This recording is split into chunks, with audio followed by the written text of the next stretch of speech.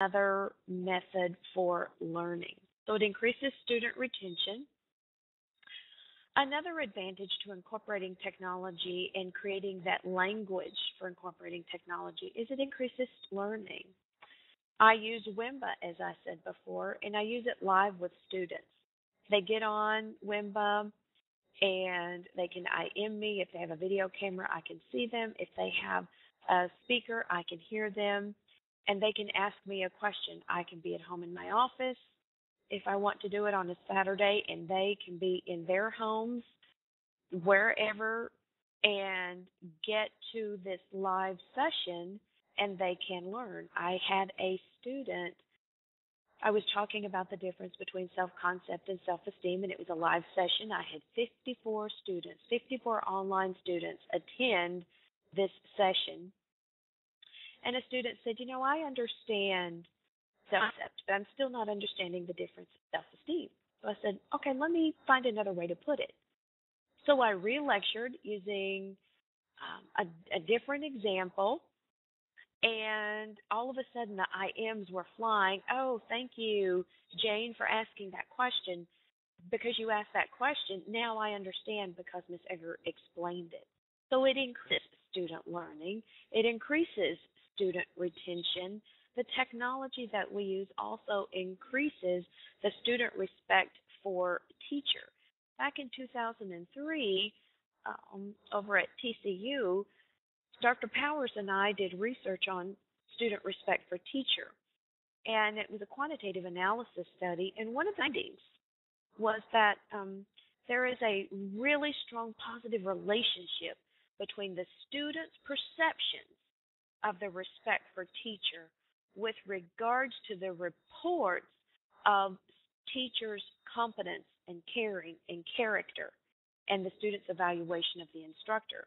Well, if we go back to that student who said so much for doing this, that student respected me because they saw me as competent, they saw me as caring, and probably, I have no way of knowing, but probably rated me higher on the evaluation at the end of the semester. There's a decrease in all of this.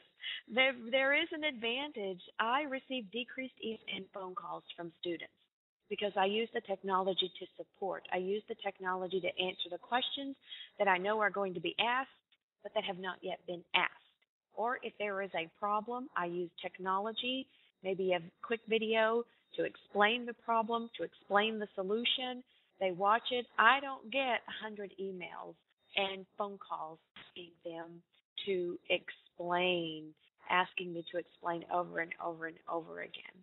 So there are a lot of advantages to incorporating instructional technology into your curriculum.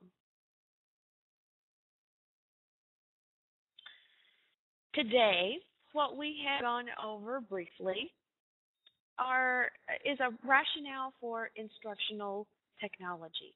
It's out there. Students live in technology. They are the ones who are plugged in. They walk into our classrooms plugged in. Instead of unplugging them, why not join their plug-in so that we can claim a little niche out there in technology world and provide them some education.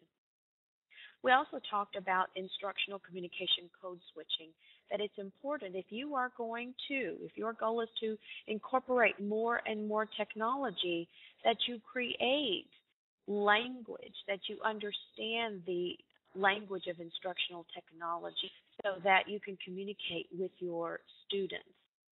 And also, I gave you examples, provided you examples of technology and instructional curriculum with my own courses, how I used Ustream, podcasting, YouTube, Wimba, PowerPoint, so that, and all of that to say we can no longer expect students to open a book and learn what they need to learn. They won't let us.